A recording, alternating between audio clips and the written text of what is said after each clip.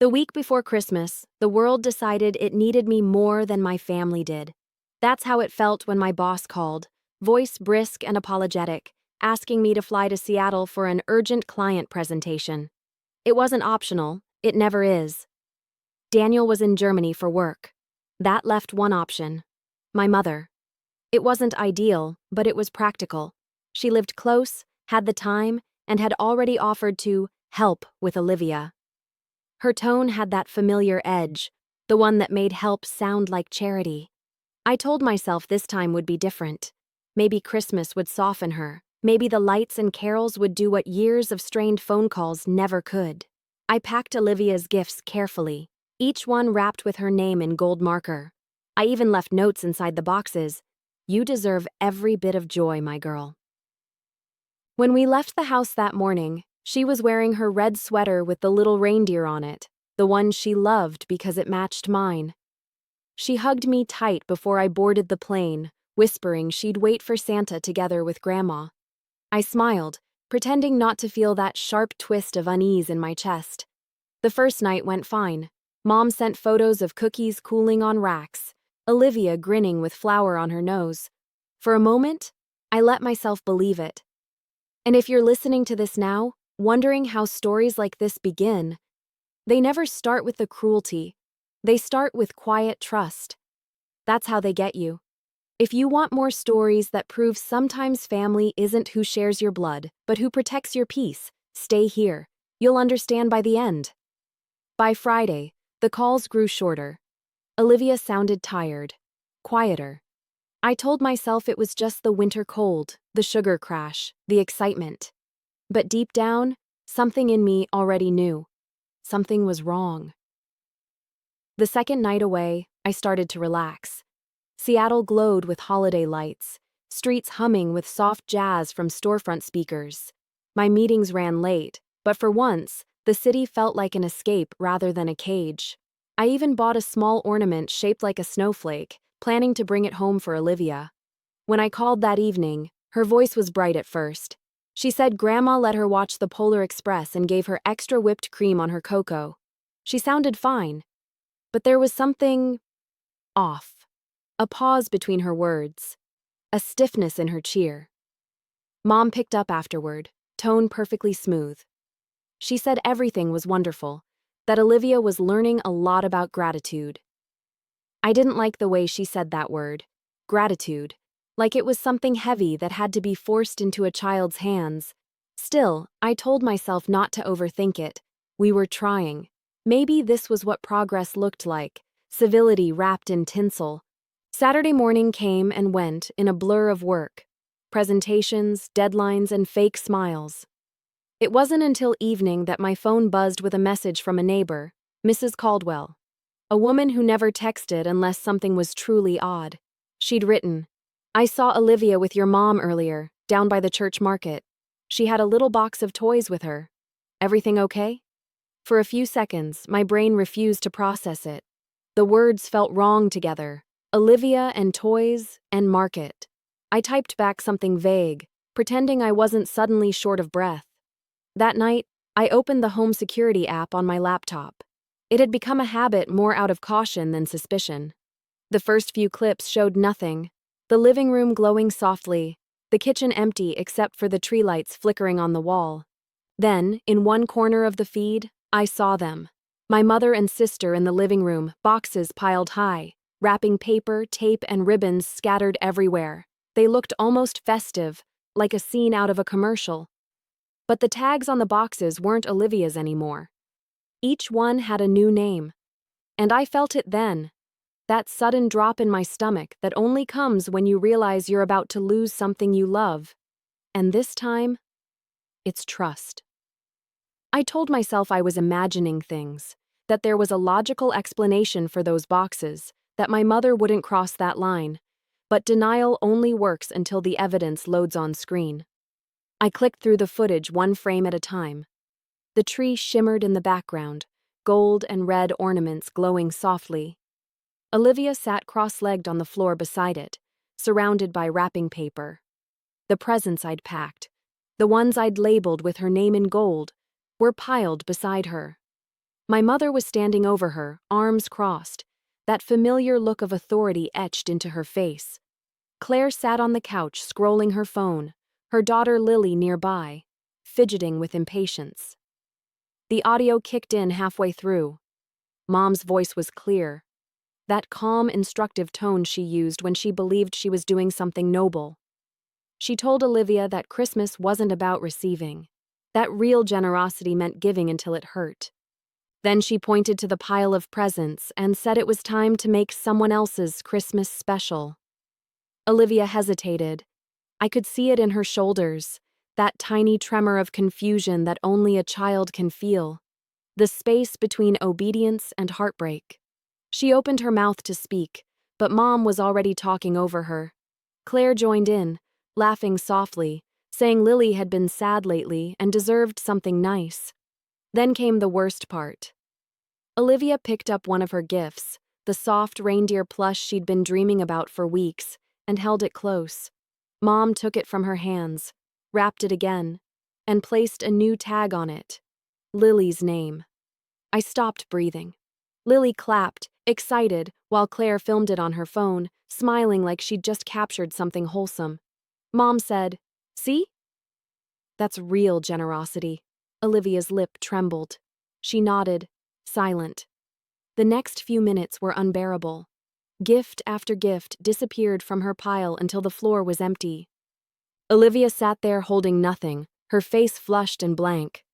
Mom crouched down, patted her head, and said something I could barely hear, a soft scolding that ended with, "Good girls don't keep too much for themselves." Then the video cut out. I closed my laptop and stared at the dark reflection in the screen. For a long time, I didn't move. Part of me wanted to storm out, call them, scream until the sound shattered every ornament in that room. But another part, the one that had spent a lifetime being told to stay calm, to be the bigger person, just sat there, numb. It wasn't about the toys.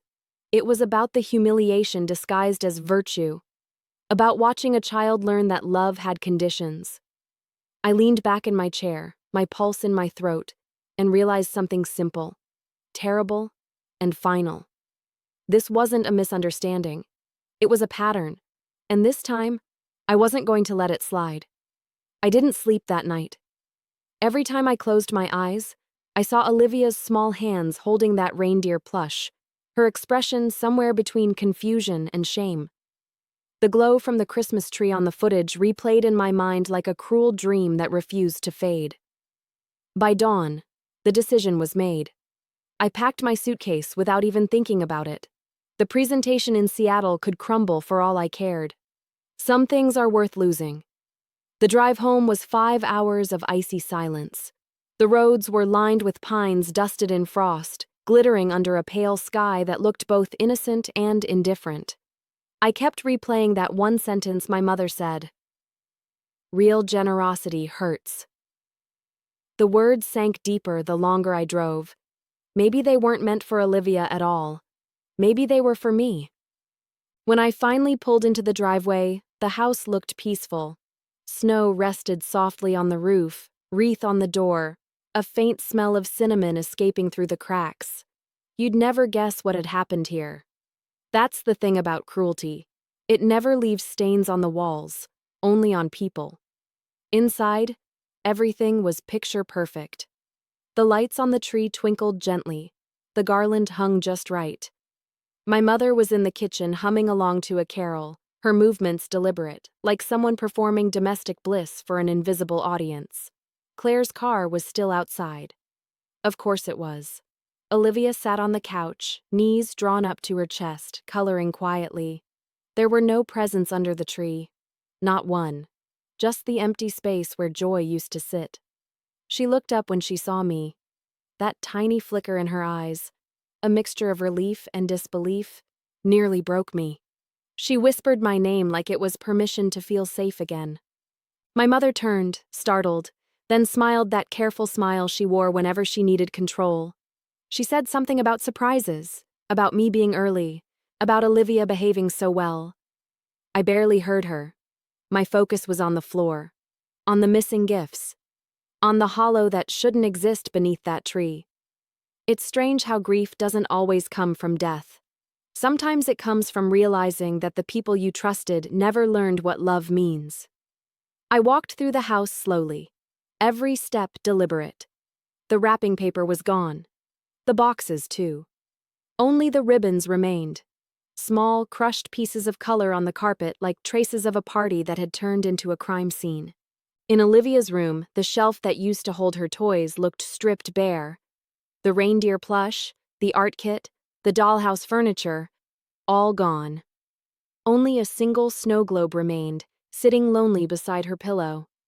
I picked it up, shook it once.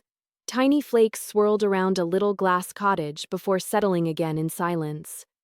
When I came back to the living room, Mom was still talking, pretending everything was fine. Claire appeared from the hallway, phone in hand, avoiding my eyes. They were a duet of denial, one humming domestic tunes, the other scrolling through distractions. I didn't interrupt. I didn't shout.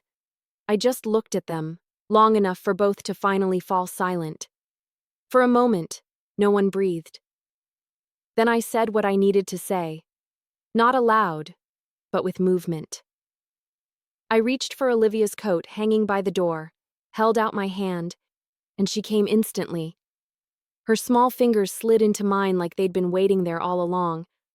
I didn't owe anyone an explanation. I didn't need to. Sometimes silence is the only language abusers can't twist. We walked out together, leaving behind the perfect tree, the spotless counters, the people who believed generosity could be taught through humiliation. Outside, snow was falling, thick, slow, endless.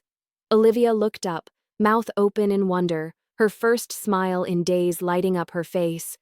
That was the moment I knew this wasn't just a homecoming. It was a reclamation. As we drove away, the house grew smaller in the rearview mirror until it disappeared completely.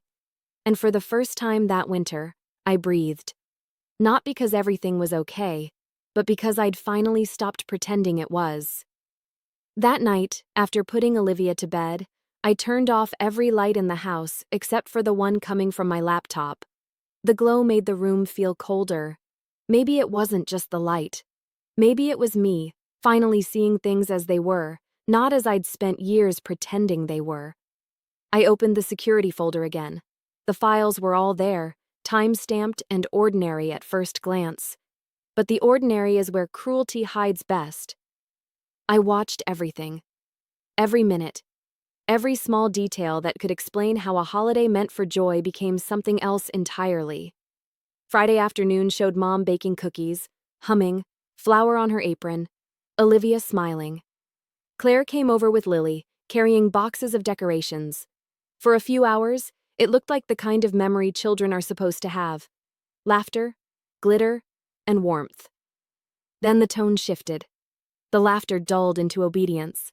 The camera caught Mom rearranging the gifts beneath the tree, separating them into two piles, one for Olivia, one for Lily. She stood over them like a judge deciding who deserved happiness.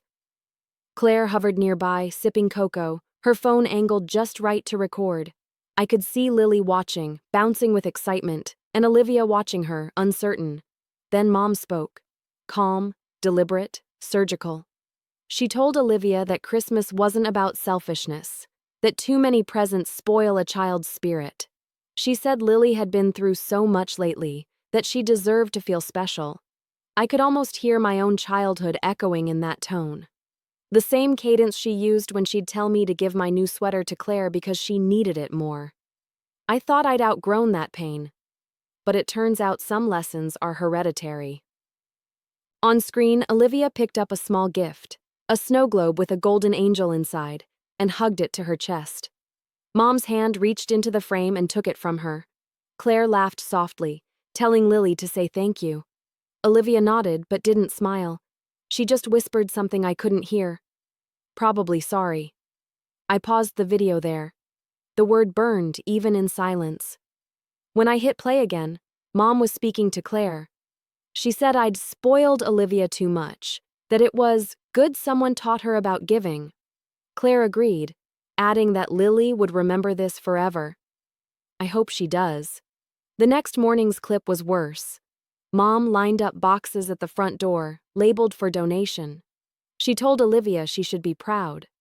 Olivia stood there in her red pajamas, holding the reindeer plush again. Her lips moved. She said something, but the microphone didn't pick it up. Then Mom took the toy and added it to the pile. My hands clenched before I realized it. My nails dug into my palm until it hurt. I welcomed the sting. It was proof I was still capable of feeling something other than rage. By the time the footage ended, I was shaking. Not from anger, from clarity. This wasn't a single cruel moment. It was an inheritance. The same manipulation, the same emotional arithmetic, passed down like a cursed family heirloom. I had just watched my daughter live the same lesson I once learned. That love, in this family, is something you have to earn by losing something first. I closed the laptop and sat there in the dark for a long time. The house was silent except for the soft ticking of the heater and Olivia's slow breathing from the next room. I thought about waking her up, hugging her, telling her that the world isn't supposed to feel this cold. But I didn't. She needed rest. I needed resolve. Because if I'd learned anything from my mother, it was how to hide intention behind calmness. And this time, I would use that skill for something else entirely. I made a list, not of gifts, but of boundaries. No more transfers, no more guilt, no more invitations that came with hidden conditions. This wasn't revenge. It was reclamation. Outside, snow began to fall again, soft and unbothered. I opened the window just enough to feel the chill. It hit my face like truth. Sharp, clean, and undeniable. For the first time, I wasn't crying. I was remembering. And memory, when faced head-on, is the beginning of freedom. That night, I didn't sleep. I wrote an email to my boss saying I'd be extending my leave, and before I closed my laptop, I created a new folder. I titled it simply, Proof of What Love Shouldn't Be. Because sometimes, to rebuild Christmas, you have to burn the tree that poisoned it first. Morning came pale and brittle, the kind of winter light that doesn't warm anything, just reveals what's been left broken overnight. I woke early before Olivia stirred. For a moment, I just watched her sleep. Her small frame curled beneath the blanket, her hair tangled, her hand still resting on that one surviving snow globe. She looked peaceful, but I knew peace borrowed from exhaustion isn't real. Downstairs, the house was still. The smell of cinnamon and pine hung in the air like a ghost. My mother had always been good at creating atmospheres, warmth that evaporated the second you asked for genuine affection. I made coffee and waited. When the sound of car doors closing echoed through the window, I didn't flinch. I knew they'd come. People like my mother never stay away from control for long. She arrived first, then Claire. Both dressed neatly, faces arranged in holiday calm. They brought the cold in with them. I didn't greet them. I didn't need to. Some silences speak louder than welcomes. They started talking, words smooth, practiced, self-assured. They mentioned misunderstanding, stress, how children can exaggerate.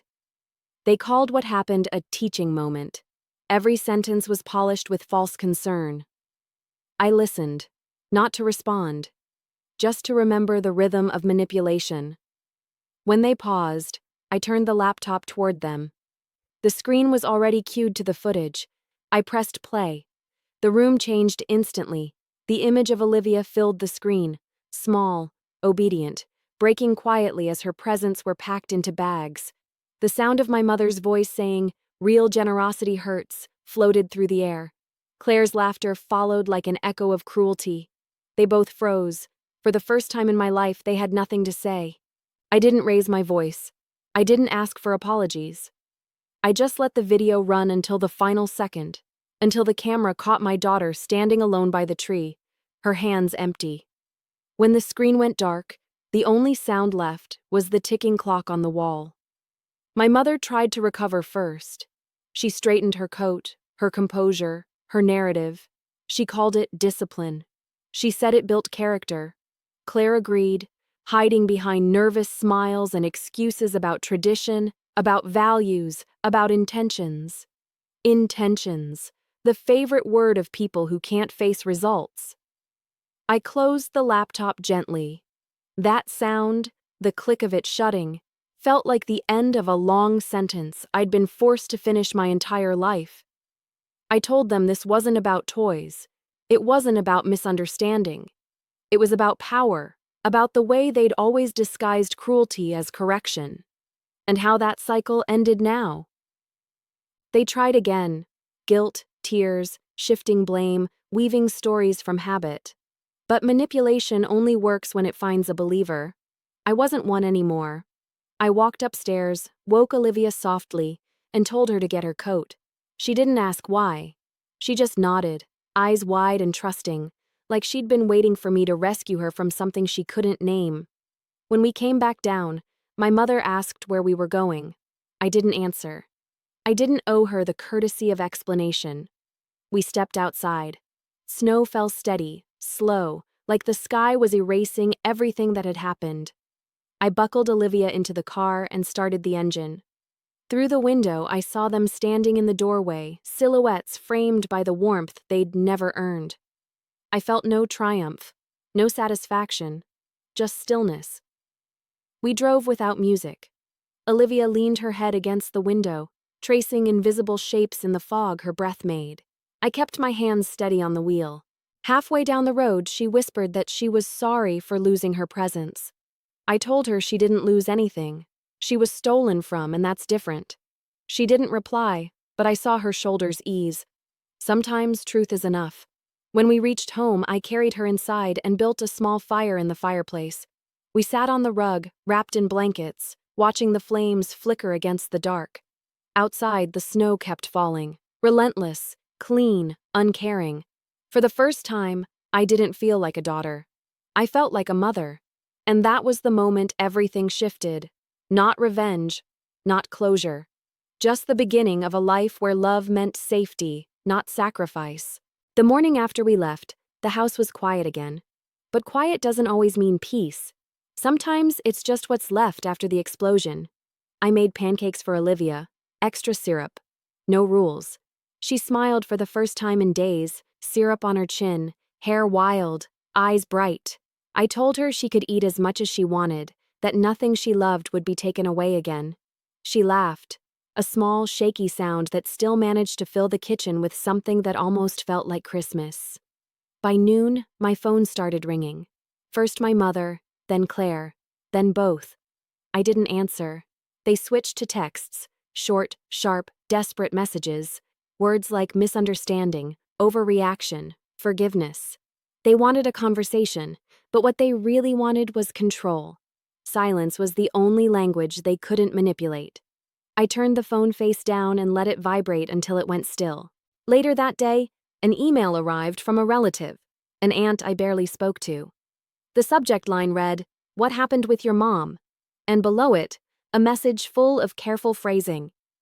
Apparently, my mother had already started rewriting the story. According to her, I had stormed out over a small disagreement and kept Olivia away out of spite. It was impressive, really. The speed with which she could convert guilt into narrative. She'd always been a talented storyteller, especially when she was the hero. I didn't reply. I didn't correct her. The truth didn't need my defense anymore. That night, I rewatched one short piece of footage. Not the cruelty, not the lesson, just the moment after. The camera had caught Olivia sitting alone by the tree, staring at the empty space where her presence used to be. Her small hand touched the floor, tracing the imprint where the boxes had been, as if trying to remember their shape. It broke me in a way shouting never could. I decided then, I would never let them near her again. Not at Christmas. Not ever. Days passed. The storm settled outside but kept brewing online. Somehow, small pieces of the story leaked. A friend of Claire's, maybe. Someone posted a vague update about a mother's misunderstanding gone viral in the neighborhood group chat. I didn't care about gossip, but people started connecting the dots. The family, the names, the footage. I never shared it publicly, but truth has a way of finding its way into the open air, like smoke from a candle you thought was out. By the end of the week, my mother's friends were calling her cruel. Claire lost a few design clients who didn't want to associate with negativity. I didn't rejoice. I didn't defend them either. Some lessons teach themselves. At home, I focused on repair, small rituals, warm lights, new laughter. I took Olivia shopping for a new reindeer plush, but she chose something different, a snow owl with silver wings. She said the owl looked brave. I told her I agreed. She started sleeping better. I started breathing deeper. But underneath that peace, something steady and deliberate began to form. Not anger, not vengeance, something colder and cleaner. It was resolve. Every year my mother hosted the family Christmas dinner. The perfect hostess, the porcelain plates, the choir music, the endless bragging about her daughters. It was her stage, her performance.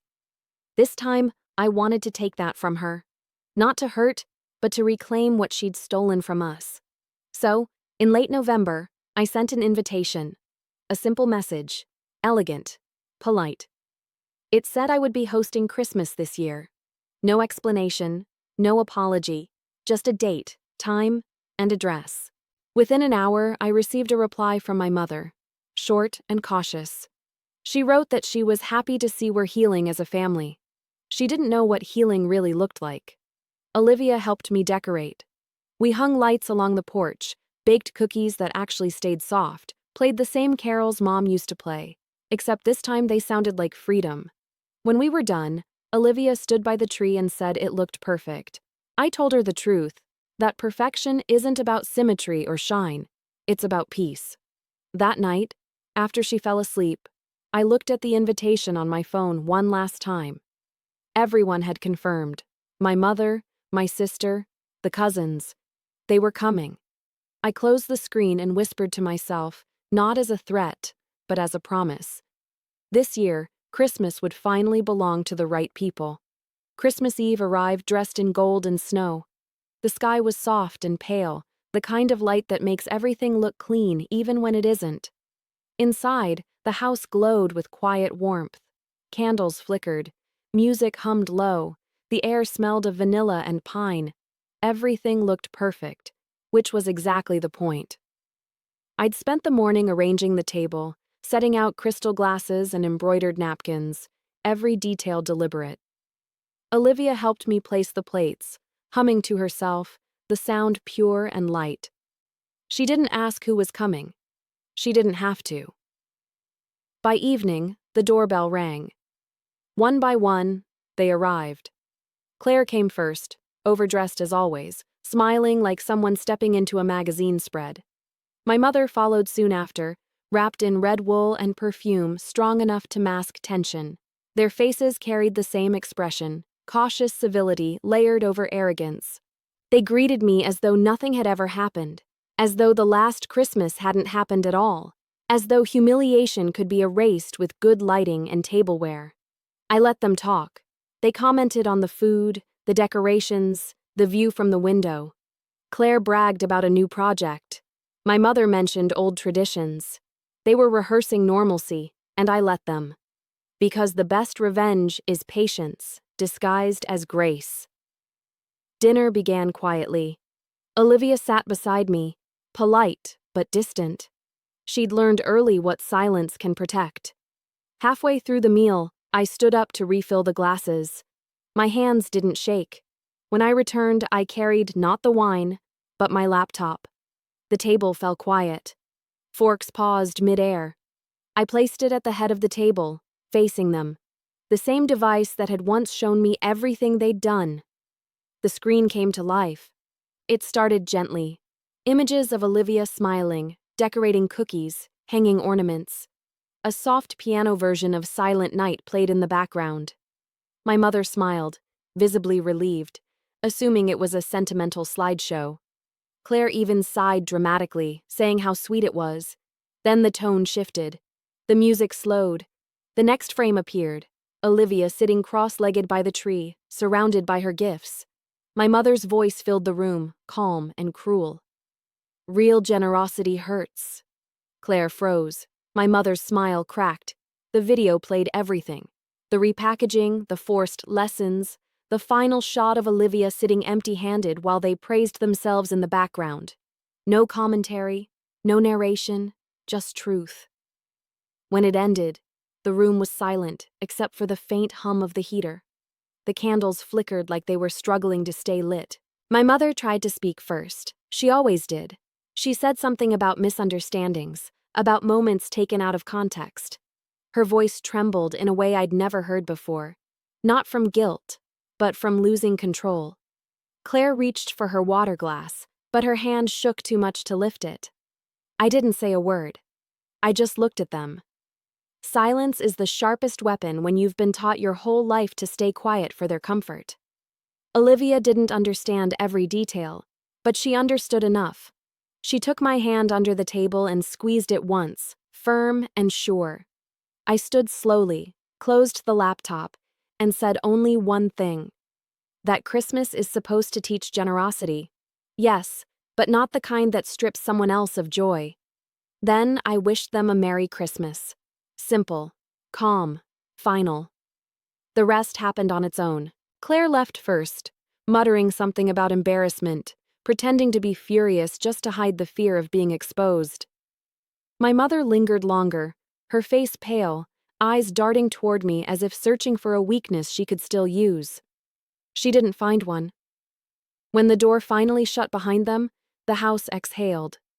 The silence that followed wasn't empty. It was clean. Olivia and I sat back down. I served her another slice of pie. She smiled, messy and happy, crumbs on her sleeve. Outside, snow was falling again, heavy now, blanketing the world in white. I watched it through the window, feeling that strange calm that comes after years of noise, the peace that isn't about forgiveness, but about distance. That night, as the last candle burned down, I realized something I wish I'd known years ago. Some people will always twist kindness into control. But the moment you stop trying to prove your goodness to them, you win back everything they ever took. The morning after the dinner, the house felt lighter. Not peaceful yet, but emptied. Like something toxic had finally been exhaled. The air no longer smelled like fear or performance. Just cinnamon and quiet. Olivia slept late, cocooned in her blankets. The snow outside muffled the world into stillness. For once, the silence didn't feel like absence. It felt earned. I made coffee and opened my laptop, half expecting messages. They came in waves. The first few were predictable. Relatives asking questions, pretending concern while tasting gossip on their tongues. Then came messages from people I hadn't spoken to in years. Old friends who'd believed my mother's versions of things. They'd seen the video. Somehow it had found its way online. Not by me. But truth has its own gravity. Once exposed, it pulls everything hidden toward the surface. The clip had spread through local circles. A lesson in family hypocrisy, someone called it. Another tagged it the generosity test. I didn't share or comment. I just read. I let the world do what it does best. Judge. By noon, the messages shifted in tone. Some were apologies from those who'd believed her. Others were quiet confessions, people saying they'd gone through the same, growing up under parents who turned control into love. I didn't reply to any of them. Not out of pride, but because I didn't need to. Meanwhile, my mother's social pages went silent. Her usual posts, the perfect table settings, the grand statements about faith, family, and values, all disappeared. Then came the flood of polite pity comments from her friends, thinly disguised as moral concern. Claire's design account turned private overnight. It wasn't revenge, it was consequence. I spent that day cleaning the house, folding laundry, wiping the table where last night's truth had been served like dessert. Every motion felt ceremonial, as if I were clearing not just crumbs, but ghosts. Olivia helped me bake again. We played music. Real laughter this time, not the careful kind that checks for permission first. She wore reindeer pajamas and flour on her face. While she rolled the dough, she asked if Grandma was still mad. I told her the truth, that some people mistake boundaries for betrayal. That love isn't proven by silence. She nodded like she understood, even if she didn't yet. Later, while she napped, I walked outside. The air was biting cold, my breath visible against the gray light. Across the street, the world looked almost too still, the kind of stillness that follows when something fragile finally shatters. I remembered how my mother used to say that family was forever. She was right, in a way. The damage they cause can last lifetimes if you let it. But so can the healing, if you choose it. That night, I checked my phone again. A message from Claire sat unopened. The preview line was short. "You've destroyed us." I didn't open it. Destruction isn't what happened. Exposure did. There's a difference. I deleted the message and scrolled through my photos instead. Olivia, smiling in the snow. The owl plush with its silver wings. The tree that finally looked like ours. It struck me how the light always finds a way back in, even through cracks. Especially through cracks. The following week, my mother called once. No voicemail. Just the missed call. One last attempt at control disguised as communication. I didn't call back. Silence, once a punishment, had become my protection. Life began to settle into something resembling normal. Olivia returned to her drawings, her laughter coming quicker, freer. She asked if we could invite her school friends next Christmas. I told her yes. Maybe by then it would truly feel like home again. I started therapy. For the first time, I spoke out loud about the kind of childhood that made me mistake endurance for strength. The therapist said healing often starts when we stop trying to rewrite people and instead rewrite our roles in their story. It stayed with me. One evening, a neighbor dropped by with cookies. She'd seen the video too. She said I must feel vindicated. I didn't. I just felt done. Sometimes peace doesn't arrive like a celebration. It arrives like a quiet snowfall, soft, relentless, covering what once hurt until it becomes unrecognizable. Before bed, Olivia asked if Christmas would always be like this from now on. I told her yes, calm, safe, real. She smiled and fell asleep hugging the snow owl. I stood by the window, looking at the lights flickering in the snow outside and realized something simple. I hadn't taken revenge. I'd taken back meaning, and that's harder to steal. A year has passed since that night. It doesn't feel like revenge anymore. It feels like distance, the kind that doesn't echo with guilt, just quiet understanding. The house looks different now. The walls hold laughter instead of whispers. The living room still smells like cinnamon and candle wax, and Olivia still insists on putting the star on the tree herself. She's taller this year, her handwriting steadier, her smile easier. We kept the same tradition, cocoa, carols, homemade cookies, but there's no pressure to perform, no eyes judging from across the table. Just the two of us, building something that finally feels real. Sometimes she still asks about them. Not often. Just small questions, like whether Grandma still has a Christmas tree or if Leah ever got another doll.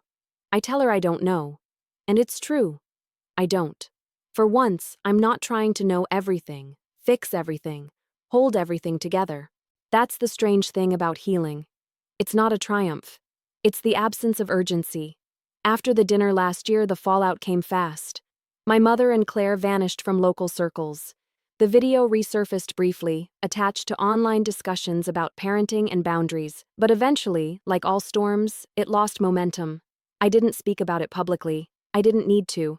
People asked me if I forgave her. The truth is, forgiveness isn't a door you open for someone else. It's the one you close when you finally stop waiting for an apology. This Christmas, I bought Olivia a gift that wasn't on her list, a small snow globe shaped like an owl. Inside, a silver bird perched on a branch, surrounded by falling glitter. When you shake it, it looks like a storm turning into peace. She loved it instantly. Said it reminded her of last Christmas, the one she calls the real one. The one where we stopped pretending. That night, after she went to bed, I sat by the window watching snow drift under the streetlights. The quiet outside matched the one inside me. I thought about everything we'd lost, and everything we'd gained because of it. Some people say justice feels like victory. For me, it felt like stillness, like breathing without fear of being called ungrateful for it. I've learned that sometimes you have to rebuild love from scratch, not the love you give others, but the love you finally keep for yourself. A few days ago, I received a letter. No return address, but I knew the handwriting. My mother's. I didn't open it right away. It sat on the counter for 3 days while I made coffee, wrapped gifts, and went on with life. When I finally tore the envelope, it wasn't what I expected. There were no apologies. Just lines about missing family, about wanting to see Olivia, about how she didn't mean to hurt anyone. At the end, one sentence stood alone. "You've always been colder than I could understand." Maybe she's right. Maybe distance looks like coldness to people who mistake control for love. I folded the letter, placed it in a drawer, and let it rest there, part of the past that no longer demands attention. This morning, Olivia woke me up early. She said she heard bells. I told her it was the wind. She laughed and said the wind must love Christmas too. We made breakfast, watched the snow, and opened gifts slowly, without rush, without guilt. Each box felt light because nothing was taken from anyone to fill it.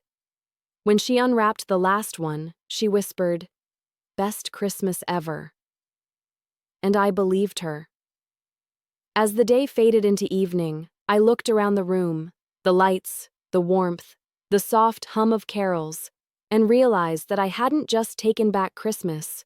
I'd rewritten it, not as a performance, not as a lesson, but as a promise. A promise that love would never again come wrapped in shame, that giving would never again mean losing, that my daughter would never again confuse generosity with punishment. I think about the girl she'll grow up to be, the woman who will know her worth without needing anyone's permission to feel it. That, I realize now, is the real inheritance. Not money, not gifts. Boundaries. Peace. As the snow fell harder, I whispered quietly, more to myself than anyone else, "Merry Christmas." And for the first time in years, I meant it. If you've ever had to choose peace over family, or learned that protecting your child means walking away from the people who raised you, tell me in the comments how you found your strength. And if this story spoke to something in you, subscribe to the channel, because sometimes the stories we tell aren't just for revenge, they're reminders that healing too can be inherited.